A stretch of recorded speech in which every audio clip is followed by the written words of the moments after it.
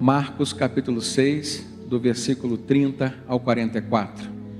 Os apóstolos reuniram-se a Jesus e lhe relataram tudo o que tinham feito e ensinado. E havia muita gente indo e vindo ao ponto de eles não terem tempo para comer. Jesus lhes disse: venham comigo para um lugar deserto e descansem um pouco. Então eles se afastaram no barco para um lugar deserto. Mas muitos dos que o viram retirar-se, tendo-os reconhecido, correram a pé de todas as cidades e chegaram lá antes deles. E quando Jesus saiu do barco e viu uma grande multidão, teve compaixão deles, porque eram como ovelhas sem pastor. E então começou a ensinar-lhes muitas coisas. Já era tarde, e por isso seus discípulos aproximaram-se dele e disseram: este é um lugar deserto e já é tarde. Manda embora o povo para que possa ir aos campos e povoados vizinhos comprar algo para comer. E ele respondeu: dei-lhes vocês mesmos algo para comer. E eles lhe disseram: isto exigiria 200 denários. Devemos gastar tanto dinheiro em pão e dar-lhes de comer? E perguntou ele: quantos pães vocês têm? Verifiquem. E quando ficaram sabendo, disseram: 5 pães e 2 peixes. Então Jesus ordenou que fizessem todo o povo assentar-se em grupos na grama verde. E assim eles se assentaram em grupos de 100 e de 50. E tomando os 5 pães e os 2 peixes, e olhando para o céu, deu graças e partiu os pães. E em seguida entregou-os aos seus discípulos para que os servissem ao povo. E também dividiu os 2 peixes entre todos eles. E todos comeram e ficaram satisfeitos. E os discípulos recolheram 12 cestos cheios de pedaços de pão e de peixe. Os que comeram foram 5.000 homens. Queridos, esse texto nos faz refletir sobre 4 princípios da vocação cristã. O primeiro deles, a compaixão ou o amor. O segundo, o discipulado, que seria o ensino da palavra. O terceiro, o cuidado, que pode ser visto da forma como Jesus exercia o seu cuidado através da cura, e aqui especificamente nesse texto, alimentando e saciando a fome daquela multidão. Então vemos que o amor, que o ensino da palavra, que a cura de enfermos, e aí nós precisamos falar sobre diversos tipos de cura que existem, e a alimentação, são na verdade princípios básicos sobre os quais o ministério de Jesus aqui na terra se estabeleceu. E foram justamente esses princípios que Jesus deixou para nortear o ministério dos seus discípulos. E nós poderíamos nos apropriar desses princípios para nós, enquanto igreja do Senhor Jesus hoje. Então, quando nós olhamos para a circunstância em que aconteceu esse milagre, nós percebemos que não foi simplesmente um milagre. Jesus percebeu cansaço na vida, no semblante, no corpo, na mente, até mesmo no espírito de seus discípulos.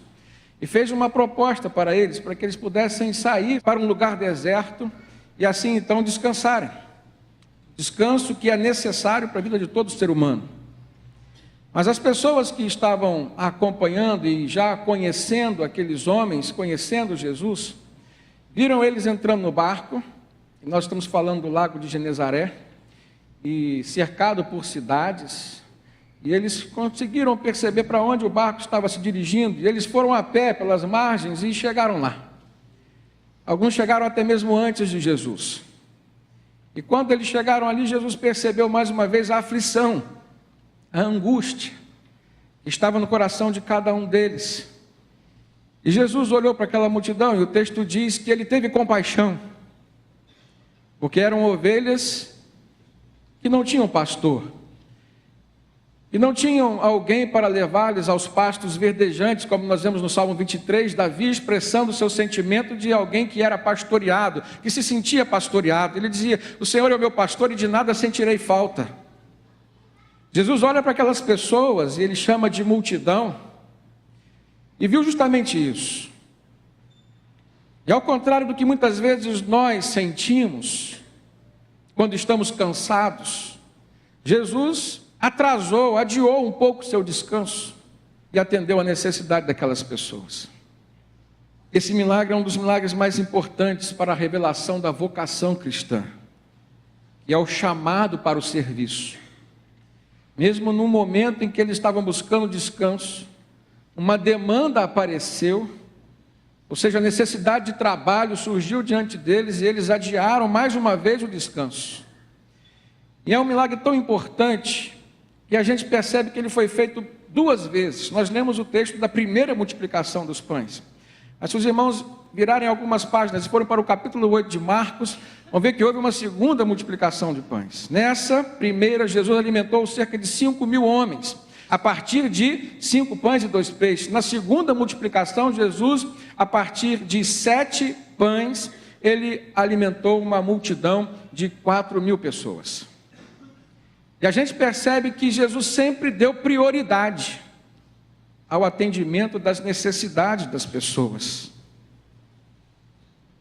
O coração de Deus, revelado a partir do coração e dos gestos de Jesus, é de uma certa forma desnudado aqui diante de nós por esse texto.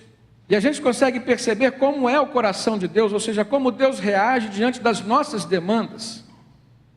E em se tratando de uma situação que ocorreu entre Jesus e seus discípulos, a gente percebe que essa é a vontade de Deus para ser realizada na vida dos seus discípulos também, que somos nós hoje. A gente percebe também que há aqui uma revelação de como é o coração do homem. Que ao contrário do coração de Deus, não consegue suportar determinadas situações que trazem angústia, que trazem tristeza. Jesus, então, abre para nós aqui hoje, a partir do estudo desse texto, uma revelação de que, enquanto discípulos que somos, nós temos o direito de nos sentirmos cansados. Aliás, isso é algo inerente à nossa natureza humana. E a partir desse direito de nos sentirmos cansados, nós também temos o direito de buscar um lugar de descanso. Embora Jesus tivesse levado os seus discípulos a um lugar deserto, a multidão o acompanhou até lá. Mas a gente aprende que em nenhum momento os discípulos revelaram o seu cansaço. Porque o melhor lugar para nós nos refugiarmos é na presença do Senhor Jesus, e Jesus estava com eles. Se os irmãos olharem o texto imediatamente anterior, vão perceber que o contexto histórico onde isso aconteceu, ou em que isso aconteceu, foi logo após Jesus ter enviado os 12, de 2 em 2, para pregarem. Eles estavam vindo, estavam glorificando o nome do Senhor por conta disso. Jesus vê cansaço neles e os chama para um momento de descanso, de reflexão. A gente sabe que a obra de Deus é algo que traz cansaço ao nosso coração. A vida de um cristão autêntico é como a vida desses discípulos. Traz cansaço, mas traz também lugar de refúgio. A presença de Jesus na nossa vida hoje é o lugar onde nós podemos e devemos buscar o refúgio para os nossos corações. Então, se há algumas lições que nós podemos tirar desse texto, a primeira delas é que é natural ao cristão que vive na luta do dia a dia para viver um evangelho sério e autêntico, é natural que ele sinta cansaço, desgaste emocional, desgaste físico e que, portanto, mereça o seu descanso. E a gente não pode se cobrar mais do que nós podemos oferecer. Jesus percebeu isso na vida dos seus discípulos. Jesus interveio na vida deles e trouxe esse descanso, esse alívio para os seus corações. Uma segunda lição que a gente pode aprender nesse texto é que a prioridade na vida do crente é o serviço. Eles iam descansar, mas a multidão surgiu como uma demanda à frente deles e eles não fugiram daquele serviço. Em João capítulo 9, versículo 4, Jesus fala: enquanto é dia, nós precisamos realizar as obras daquele que me enviou, porque a noite vem quando ninguém mais poderá trabalhar. Em Mateus capítulo 20, versículo 26, Jesus falou: não será assim entre vocês, pelo contrário, quem quiser tornar-se importante entre vocês deverá ser servo. E ele continua dizendo: quem quiser ser o primeiro deverá ser escravo, como o Filho do Homem, que não veio para ser servido, mas para servir e dar a sua vida em resgate por muitos. Jesus cita a si mesmo como exemplo a ser seguido. E depois a gente vê o apóstolo Paulo falando aos Filipenses, na sua carta, no capítulo 2, no versículo 5 em diante, ele diz assim: tende vós o mesmo pensamento que também teve o Senhor Jesus, que mesmo sendo Deus, não considerou o fato de ser filho de Deus para se apegar a isso, mas ele aniquilou-se a si mesmo, tornando-se homem, e na forma de homem foi servo, e sendo servo, foi obediente até a morte, e morte de cruz. A gente percebe o encaminhamento desses textos bíblicos para nos mostrar que assim como Jesus se fez servo e nos serviu e teve como prioridade servir a sua igreja, Paulo doutrina essa questão dizendo: vocês também precisam ter o mesmo pensamento e a mesma atitude do Senhor Jesus. E aí nós percebemos, irmãos, os 4 princípios da vocação cristã para o serviço. Olha comigo no versículo 34 desse texto de Marcos capítulo 6. Quando Jesus saiu do barco e viu uma grande multidão, teve compaixão deles, porque eram como ovelhas sem pastor, e então começou a ensinar-lhes muitas coisas. Essa passagem bíblica que narra a primeira multiplicação dos pães, ela é tão importante que os 4 evangelhos trazem a sua narrativa: Mateus, Marcos, Lucas e João. Nós lemos a narrativa de Marcos, capítulo 6, mas tem Lucas 9, tem Mateus, capítulo 14, tem João, capítulo 6. E em cada uma delas nós podemos perceber uma informação auxiliar. Na narrativa de Lucas 9, diz que ao voltarem, os apóstolos relataram a Jesus o que tinham feito. Então ele os tomou consigo e retiraram-se para uma cidade chamada Betsaida. Mas as multidões ficaram sabendo e o seguiram. Ele as acolheu. Preste atenção nesse verbo, acolher. Se Marcos diz que Jesus teve compaixão deles, Lucas, inspirado pelo Espírito Santo, diz que Jesus os acolheu, por conta do sentimento de compaixão. Compaixão é sentimento, mas o acolhimento é uma atitude. Jesus os acolheu, e continua dizendo Lucas, e falava-lhes acerca do reino de Deus, e curava os que precisavam de cura. Então o primeiro princípio é ter compaixão e acolher, lembrando que o amor não é sentimento, amor é atitude. O segundo princípio está aqui nesse versículo, o ensino, ou seja, você falar acerca do reino de Deus, isso significa discipular os outros. O terceiro princípio é a cura dos enfermos. E nós, enquanto igreja do Senhor Jesus, irmãos, temos a responsabilidade de continuar as obras que o Senhor fez entre nós. Aí em João 14, Jesus diz: aquele que crê em mim, fará também as obras que eu tenho realizado, e fará coisas ainda maiores do que estas. Nós precisamos nos debruçar sobre a palavra de Deus, para termos condições de discipular outras pessoas. Nós precisamos nos lançar à atividade da intercessão. Como igreja do Senhor Jesus hoje, se nós não vivermos esse campo de ação ministerial, que todo crente deve vivenciar, que é a oração de intercessão, nós estaremos deixando faltar alguma coisa em nós. E quando eu cito princípios bíblicos para a vocação cristã, eu poderia estar dizendo, são pilares que sustentam a vida do cristão. E se faltar um pilar, toda edificação, todo edifício ficará instável. A gente tem que estar atento às ações e às atuações da nossa vida nessas áreas ministeriais.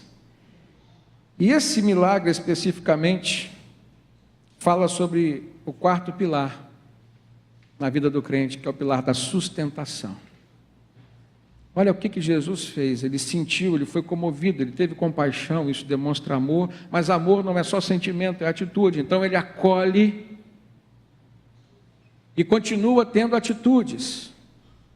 Ele vai ensinar as coisas do reino de Deus. Então ele viu naquelas pessoas, irmãos, não só a necessidade de uma cura física, havia ali enfermos, ele curou, mas ele olhou para dentro, olhou para o interior daquelas pessoas, e ele não deixou de dar o alimento espiritual, que é a palavra de Deus, mas ele viu que havia uma necessidade maior ali, a fome, ele os alimentou também. Às vezes a gente está muito voltado para o sustento espiritual, porque somos uma igreja fisicamente alimentada, provida, sustentada. A gente não pode se esquecer de tantas pessoas que estão lá fora, precisando de todas estas ações da igreja do Senhor Jesus. Nós precisamos alimentá-las também. Precisamos estar sensíveis a isso. O alimento espiritual, mas também o alimento material. E há um terceiro princípio que nós vemos aqui, o princípio da cura.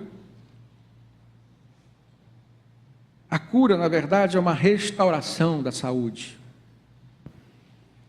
E a nossa saúde, ela não se limita ao campo físico.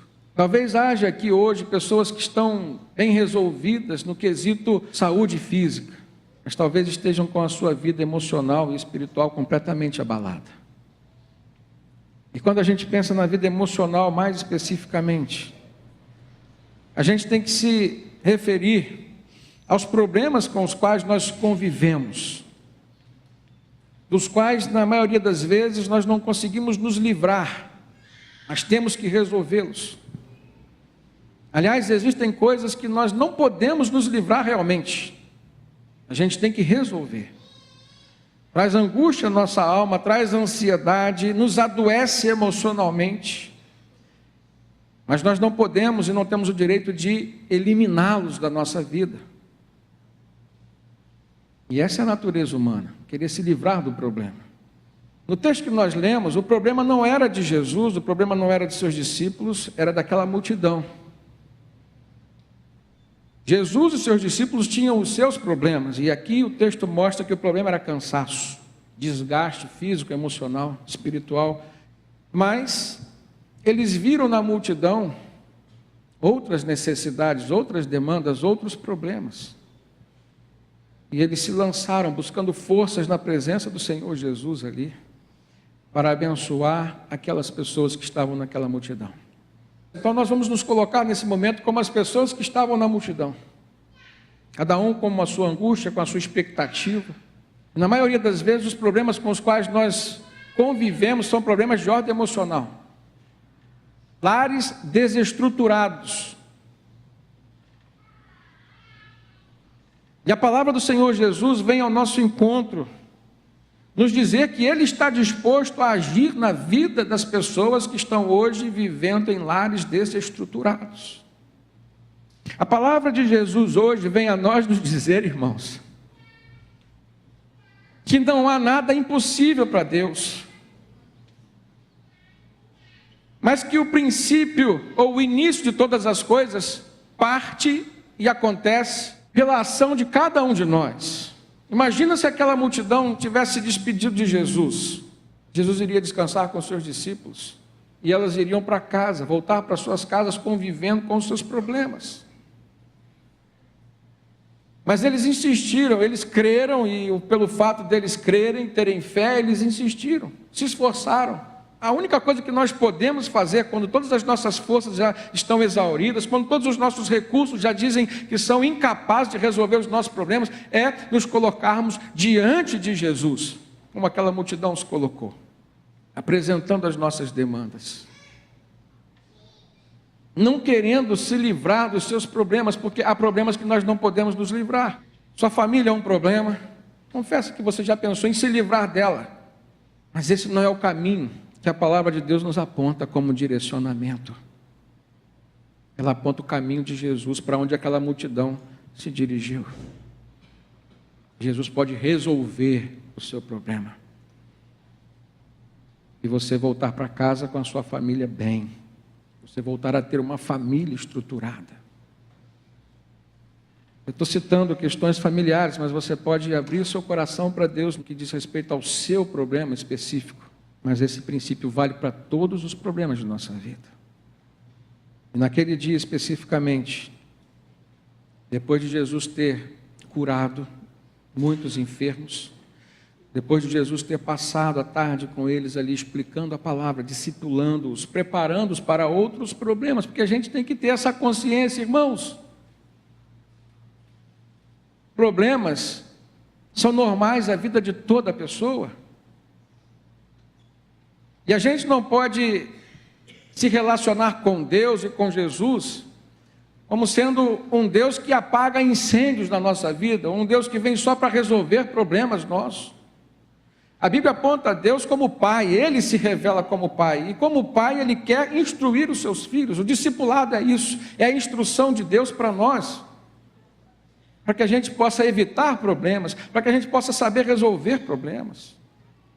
Então Jesus resolveu os problemas deles, mas os ensinou a viver de um modo a evitar outros problemas. Depois de Jesus ter passado toda a tarde discipulando-os, aconteceu algo que seria natural. Aquela multidão estava tão ávida por estar na presença de Jesus que eles não tiveram tempo de comprar alimento para levar, não fizeram a marmita e sentiram fome. Os seus discípulos perceberam isso. Versículo 35 e 36, olha na sua Bíblia. O texto diz que já era tarde e por isso os seus discípulos se aproximaram dele e disseram: este é um lugar deserto e já é tarde. Manda embora o povo para que possa ir aos campos e povoados vizinhos para comprar algo para comer. Veja, irmãos, como que a tendência natural do ser humano, e a gente percebe isso na ação dos discípulos, é se livrar do problema. O problema naquele momento era aquela multidão com fome. Os discípulos chegaram para Jesus e disseram: Senhor, manda eles irem embora, vamos nos livrar disso, vamos nos livrar desse problema.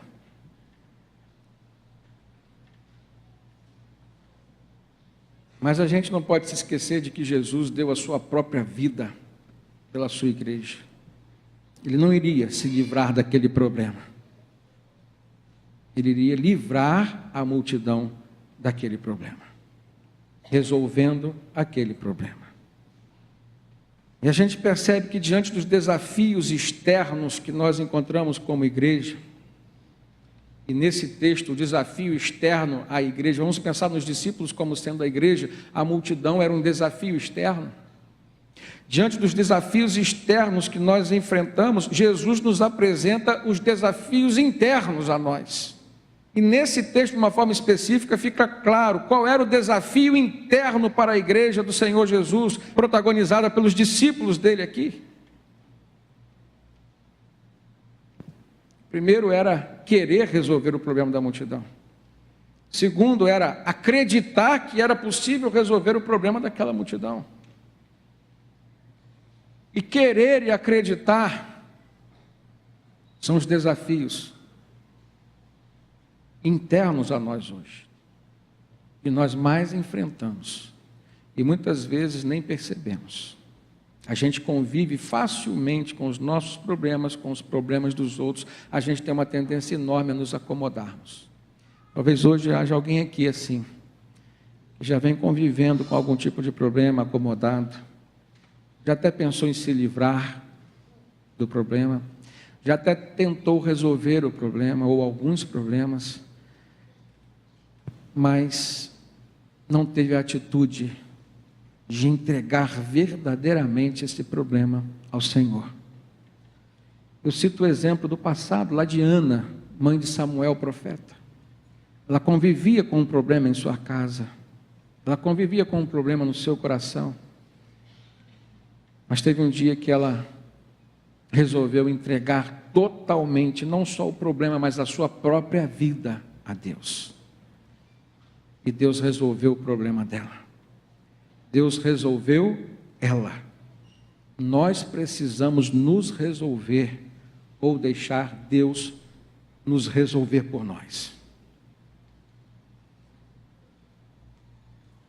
Aqueles discípulos eram materialistas demais. Uns colocaram como dificuldade o fato de não haver naquele lugar um armazém para que eles pudessem comprar alimento, era um lugar deserto, eles foram para lá para descansar. Outros colocaram como dificuldade o fato de ter que gastar muito dinheiro para comprar pão para aquele povo todo. E aí a gente percebe Jesus doutrinando a sua igreja. Ele discipulou a multidão, mas ele discipulou os seus discípulos. Ele tratou de quem estava fora, mas ele não esqueceu de tratar quem estava dentro. E aí eu quero levar os irmãos agora a se colocarem como os discípulos. Primeiro a gente se colocou como a multidão, agora eu quero que a gente se coloque como os discípulos, como aqueles que são de dentro da igreja do Senhor Jesus. Jesus olhou para eles, a dificuldade interna deles, qual era? Era crer. Eles podiam resolver. A segunda dificuldade interna, ou desafio interno deles enquanto igreja, era o fato de assumir a responsabilidade que cabia a eles também. Então olha comigo no versículo 37, Jesus respondeu: deem-lhes vocês algo para comer. Jesus ensinou que a igreja também tem essa responsabilidade, irmãos, de amar, de ensinar, de curar e de alimentar. Ou seja, o que dele nós recebemos, nós precisamos ser capazes de compartilhar com os outros. É isso que a palavra de Deus nos ensina. O grande problema é que às vezes nós pensamos que somos nós que fazemos. E a Bíblia diz que é dele, de Deus, tanto o querer quanto o realizar. Engana-se quem pensa que foi Pedro quem curou, que foi Paulo quem curou. Tudo foi feito em nome de Jesus. Era o poder de Deus que neles, através deles, operava. Então, se eu creio, e a necessidade desse texto hoje é nos mostrar os desafios externos e internos, irmãos, nós precisamos continuar crendo que não somos nós que vamos fazer. É o princípio da oração, de intercessão. Você precisa se sensibilizar, você precisa ter compaixão, você precisa amar, você precisa se lançar sobre uma atitude, mas você não pode nunca se esquecer que é Deus quem vai fazer através de você. Você vê alguém enfermo, você precisa acreditar que por meio da sua oração essa pessoa pode ser curada. Por você? Não. Por meio da sua oração ela pode ser curada por Jesus. Jesus olha para os discípulos e diz assim: vocês mesmos têm condição de fazer. O que vocês estão querendo se livrar do problema? Que irresponsabilidade é essa de mandar essa multidão embora assim com fome? Preste atenção, crente. Jesus está falando: não despeça a multidão sem acreditar que o milagre pode acontecer na vida deles. Não negue uma oração. Creia que o Deus a quem vocês recorrem em oração pode fazer milagre acontecer. Amém, irmãos? É dele o poder que em nós opera, irmãos. Não é o nosso poder. Abra sua Bíblia na segunda carta de Pedro, capítulo 1, versículo 3. Vamos ler esse texto que é muito rico em revelar isso. A responsabilidade é nossa, mas é Deus quem faz, e a gente precisa crer no Deus que faz por nós, que pode também fazer pelos outros. Pedro diz assim, 2 Pedro 1, 3 em diante: seu divino poder nos deu todas as coisas de que necessitamos para a vida e para a piedade. Traduzindo, piedade é isso, são os seus gestos de adoração, são os seus gestos religiosos, no bom sentido da palavra, pode ser traduzido por espiritualidade. Então, ele diz assim: o seu divino poder nos deu todas as coisas de que necessitamos para a vida. Isso envolve tudo, material, emocional e espiritual. E além de ter nos dado todas as coisas que nós necessitamos para a vida, Ele também nos deu tudo aquilo que nós necessitamos para a piedade, para exercermos a nossa religião com os outros. Isso é piedade, por meio do pleno conhecimento daquele que nos chamou para a sua própria glória e virtude. Não é para a glória do homem, não é para a glória da igreja, é para a glória de Deus, aquele que nos chamou. Por intermédio destas, Ele nos deu as suas grandiosas e preciosas promessas, para que por elas vocês se tornassem participantes da natureza divina. Era esse o convite de Jesus para os seus discípulos: tornem-se participantes da minha natureza, vocês mesmos podem alimentar essa multidão. O apóstolo Pedro fala também sobre a corrupção, ele diz: para que vocês fugissem da corrupção que há no mundo causada pela cobiça. Versículo 5: por isso mesmo empenhem-se para acrescentar à sua fé a virtude, e à virtude o conhecimento, ao conhecimento o domínio próprio, ao domínio próprio a perseverança, e a perseverança a piedade, e a piedade acrescente a fraternidade, que é olhar para o seu irmão um desejo de ajudá-lo, e a fraternidade acrescente o amor, porque sem essas qualidades existirem e estiverem crescendo em suas vidas, então, irmão, não é só ter, é ver crescer em você. Se isso não estiver em você, não estiver crescendo em você, Pedro diz que elas impedirão que vocês, no pleno conhecimento de nosso Senhor Jesus Cristo, sejam inoperantes e improdutivos. Você quer ser esse tipo de crente? Inoperante e improdutivo? Era assim que os discípulos iriam sair daquele dia, daquela situação em que a multidão estava faminta e eles estavam querendo que Jesus mandasse embora. Isso é o que eles teriam guardado nas suas mentes e coração como experiência daquele dia. Mas veja o que Jesus fez, irmãos. Mandou que eles apresentassem um ponto de partida. Jesus disse: o que vocês têm? E aí a gente percebe que eles foram procurar e viram que havia um rapaz. Isso está registrado no Evangelho de João, capítulo 6, traz esse detalhe. E foi André, irmão de Pedro, quem achou um rapaz que tinha 5 pães e 2 peixes.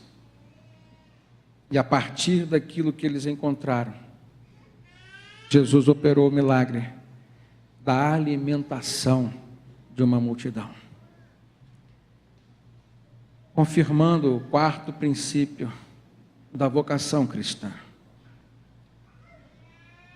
Mas para que isso acontecesse, foi necessário que Jesus fizesse com que eles vencessem uma das barreiras que ainda existia na mente deles. E Jesus faz questão de mostrar uma das barreiras que estava ali na vida daqueles discípulos.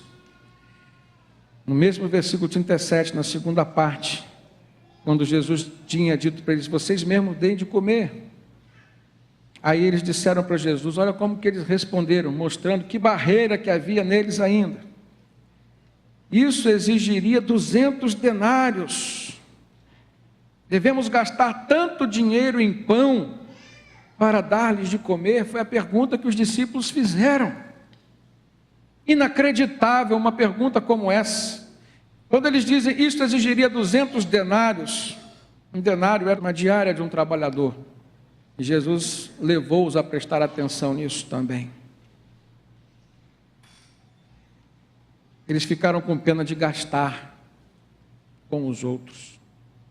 Sabe o que Jesus nos ensina aqui, ensinou para eles lá? Quando a gente aplica o nosso dinheiro para matar a fome dos outros, a gente não gasta, a gente investe. E não só investe no outro, como investe na gente mesmo. E aí entra uma segunda pergunta: devemos gastar tanto dinheiro em pão para dar-lhes de comer? Essa segunda pergunta aqui, na verdade, ela traz um questionamento sobre a visão que a igreja deve ter. Discípulo ou os discípulos, eles abriram seus corações. E é bom que a gente faça isso, quando a gente tem dúvida, que a gente abra o coração e não tenha vergonha de colocar as nossas dúvidas diante de Deus, diante de Jesus.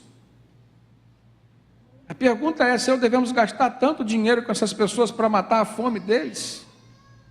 Se o dinheiro é um recurso que Deus nos deu, irmãos, se é de Deus, tem que ser usado para Deus.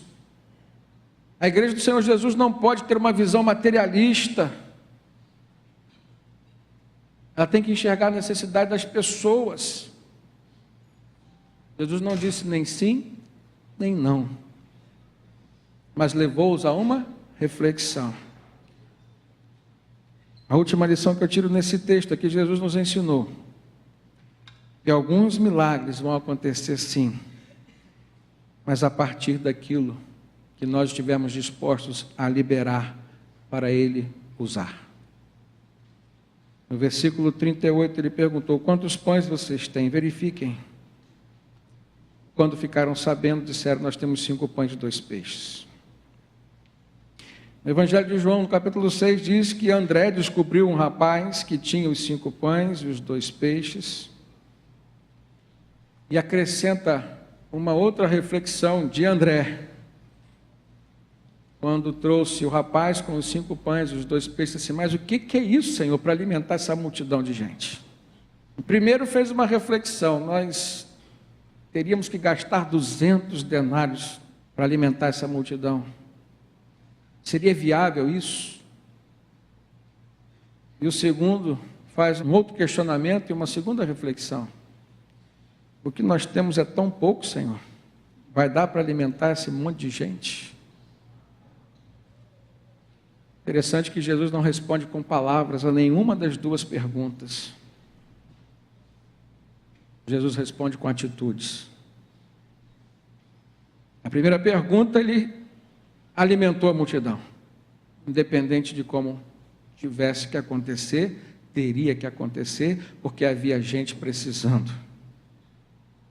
E na segunda, aquilo que aos homens parece impossível, Jesus mostrou que Ele pode fazer.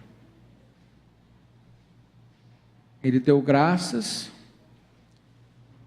e simplesmente começou a mandar seus discípulos a repartirem os pães e os peixes.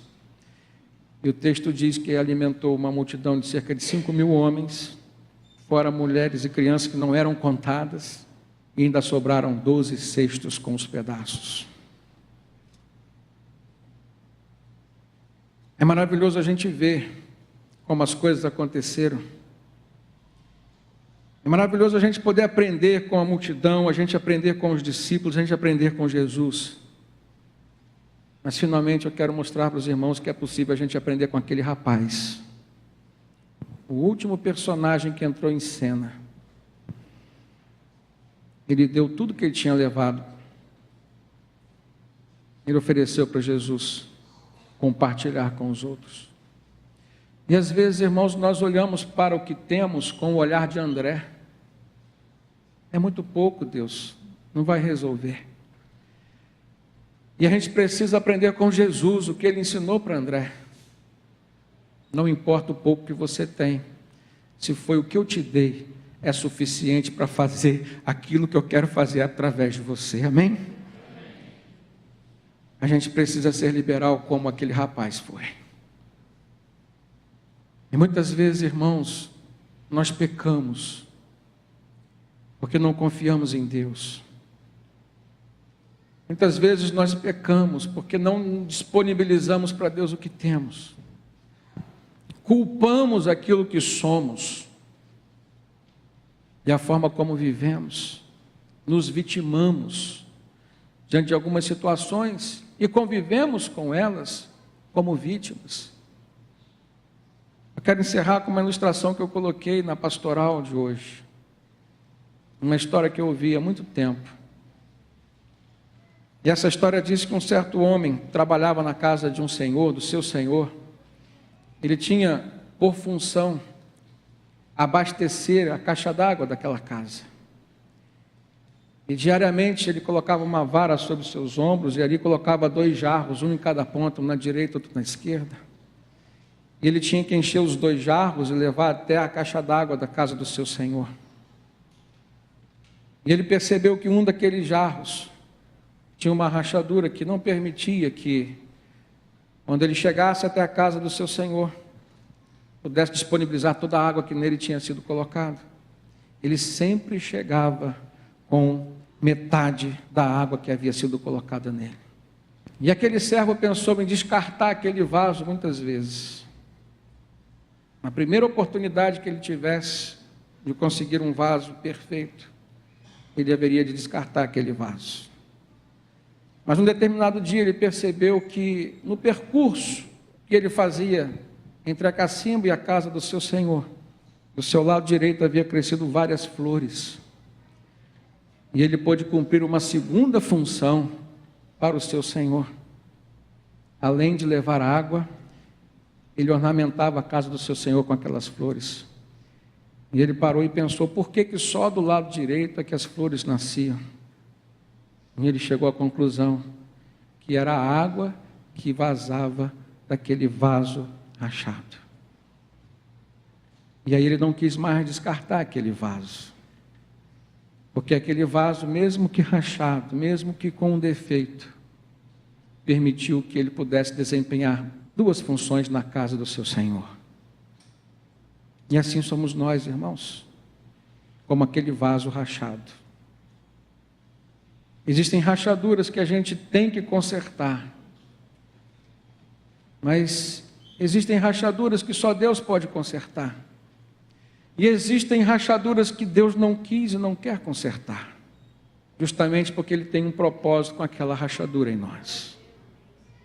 E a gente precisa conviver com ela, aprendendo aquilo que da parte de Deus foi designado a acontecer em nós por meio dela. Aquele rapazinho tinha somente 5 pães e 2 peixes. Era para alimentar a ele, mas Jesus usou para alimentar uma multidão.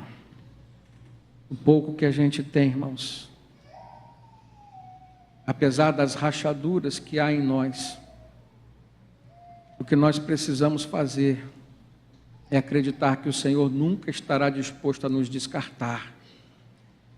E se foi Ele mesmo quem permitiu que nós convivêssemos com essas rachaduras, cada um sabe qual é a sua rachadura, é porque há um propósito dEle com essa rachadura na nossa vida.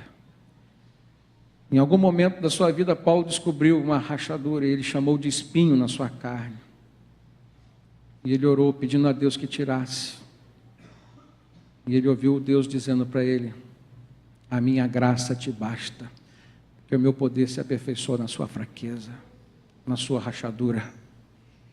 Que a gente possa sair daqui hoje com a certeza de que, apesar de nós, do pouco que temos, do pouco que somos, se nós apresentarmos para Jesus, e se nós nos apresentarmos querendo cumprir o nosso papel como servos do Senhor, o Senhor usará para abençoar os outros e para nos abençoar.